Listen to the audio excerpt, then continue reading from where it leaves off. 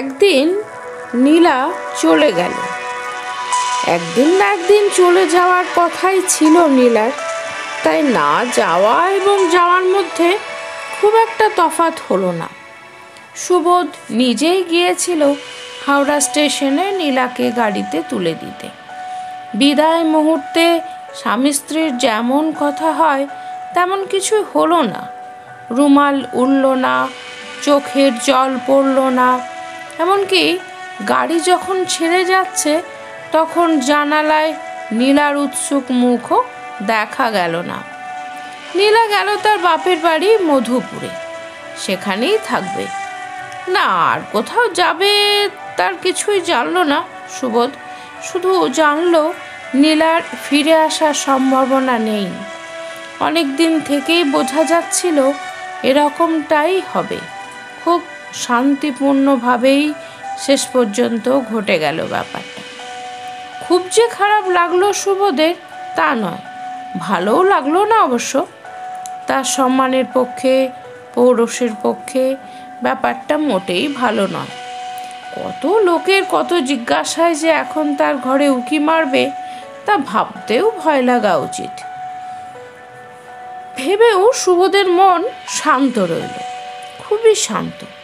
বাসে জানলার ধারে জায়গায় গঙ্গার এক সুন্দর হাওয়া এসে লাগছিল। এখন বসন্তকাল, কলকাতায় চোরা গরম শুরু হয়ে গেছে। বাতাসটুকু বড় ভালো লাগলো সুবোধের। লোহার প্রকাণ্ড জালের মধ্যে দিয়ে সে উৎসুক চোখে গঙ্গার ঘোলা রূপ, নৌকা জাহাজের মাস্তুল আর কলকাতার প্রকৃতি শূন্য আকাশ রেখায় প্রকাণ্ড বাড়িগুলোর জ্যামিতিক শীর্ষগুলি দেখল, মনোযোগ দিয়ে দেখল। দেখায় কোনো অন্য মনস্কতা এলো না। ভালোই লাগলো তার। এমন অলসভাবে আয়েশের সঙ্গে অনেক কাল কিছু দেখেনি সে। বিয়ের পর থেকেই তার মন ব্যস্ত ছিল। গত 10 বছর ধরে সেই ব্যস্ততা, সেই উৎকণ্ঠা আর বিষণ্ণতা নিয়েই সে সব কিছু দেখেছে। আজ 10 বছর পর সেই ব্যস্ততা হঠাৎ কেটে গেছে। বড় স্বাভাবিক লাগে সব কিছু। বিকালের চেনা পুরনো কলকাতার হারানো চেহারাটি হঠাৎ তার চোখে আবার ফিরে এসেছে আজ। অনেকক্ষণ ধরে চলল বাস। ট্রাফিকের লাল বাতি, মন্থর গতি ট্রাম, রাস্তা পেরোনো মানুষের বাধা। সময় লাগলো, কিন্তু অস্থির হলো না সুবোধ। কোনোখানে পৌঁছানোর কোনো তাড়া নেই বলে জানলার বাইরে তাকিয়ে ঘিঞ্জি ফুটপাত, দোকানের সাইনবোর্ড, দোতলা বাড়ির জানলায় কোনো দৃশ্য কি দেখতে দেখতে মগ্ন হয়ে রইল। সন্ধ্যের মুখে ঘরে এসে তালা খুলল, বাতি জ্বালল, জামা কাপড় ছাড়ল, হাত মুখ ধুলো, চুল আঁচড়ালো।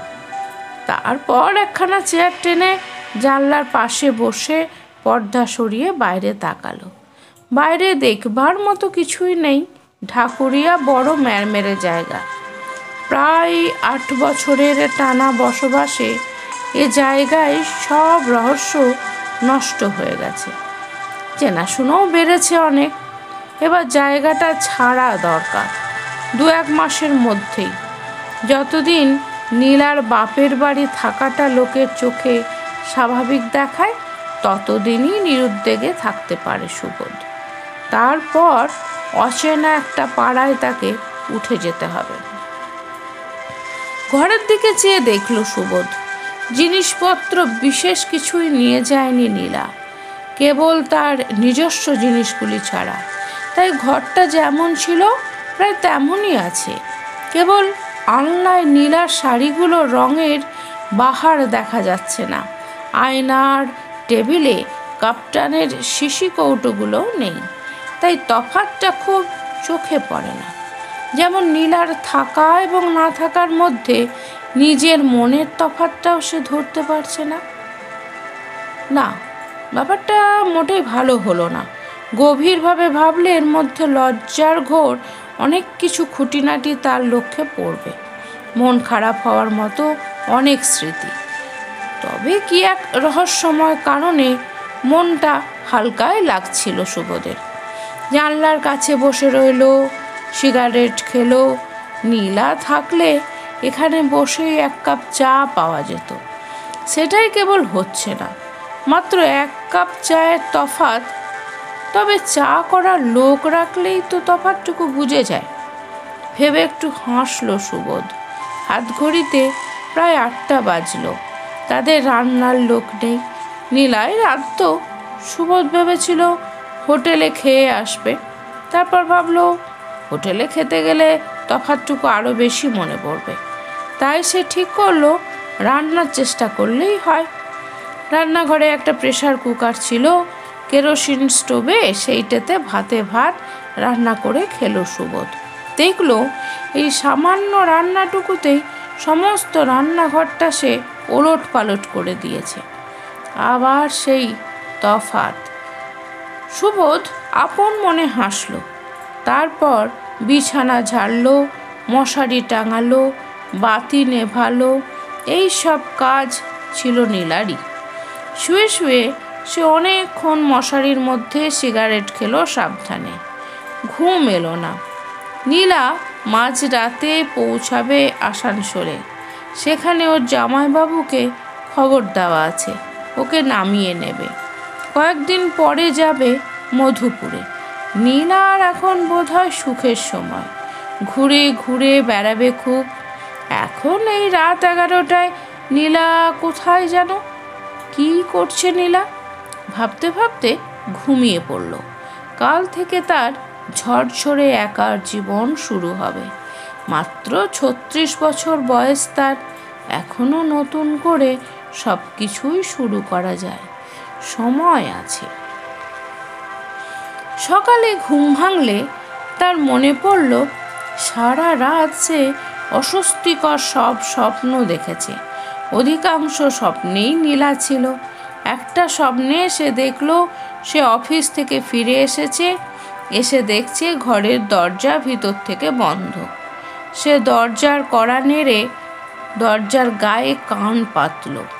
ভিতরে নীলা আর একটা পুরুষ কথা বলছে, মৃদু স্বরে কথা।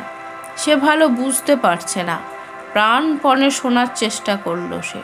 বুঝলো কথাবার্তার ধরন খুবই অন্তরঙ্গ। ভয়ঙ্কর রেগে গিয়ে দরজায় ধাক্কা দিল সুবোধ। কিন্তু আশ্চর্যের বিষয়, তার হাত এত দুর্বল লাগছিল যে মোটেই শব্দ হলো না। ভিতরের কথাবার্তা তেমনই চলতে লাগলো। সে চিৎকার করে নীলাকে ডাকলো, দরজা খোলো। বলতে গিয়ে সে টের পেল সে মোটেই চিৎকার করতে পারছে না। দরজা খোলো বলতে গিয়ে সে ফিস ফিস করে বলছে, জোরে কথা বলো। এরকম বারবার হতে লাগলো। এত হতাশ লাগলো তার যে ইচ্ছে করছিল দরজার সামনে সে আত্মহত্যা করে। ভাবতে ভাবতে সে থেমে গেল ভিতরের অন্তরঙ্গ কথা। বিশাল শরীরওয়াল একজন পুরুষ দৌড়ে সিঁড়ি দিয়ে নেমে যেতে লাগলো। চমকে উঠল সুবোধ। চেনা লোক, মনমোহন, তার অনেক দিন আগেকার বন্ধু। হায় ঈশ্বর, মনমোহন কোথা থেকে কি করে এলো যে? রাগে দুঃখে ঘেন্নায় লাফিয়ে ওঠে মনমোহনের পিছু নেওয়ার চেষ্টা করলো সুবোধ, কিন্তু পারল না। পাটকে যাচ্ছিল, যেন 1 হাঁটু জল ভেঙে সে দৌড়াবার চেষ্টা করছে। মনমোহন 2-3 লাফে অদৃশ্য হয়ে গেল। সে পিছু ফিরে দেখল নীলা অসংযত শাড়ি পরে দরজায় দাঁড়িয়ে নিস্পৃহ মুখে তার খোলা চুলের ভিতরে আঙুল দিয়ে জট ছাড়াচ্ছে। কাকে যে আক্রমণ করবে সুবোধ, তা সে নিজেও বুঝতে পারছিল না। রাগ, দুঃখ, ঘেন্নার সঙ্গে সঙ্গে হিংস্র একটা আনন্দকেও সে টের পাচ্ছিল। পাওয়া গেছে নীলাকে, এতদিনের সুবিধের মতো পাওয়া গেছে। এই রকম স্বপ্ন আরও দেখেছে সে রাতে। কখনো নীলাকে অন্য পুরুষের সাথে দেখা গেল, কখনো বা দেখা গেল নীলা এরোপ্লেনে বা নৌকায় দূরে কোথাও চলে যাচ্ছে।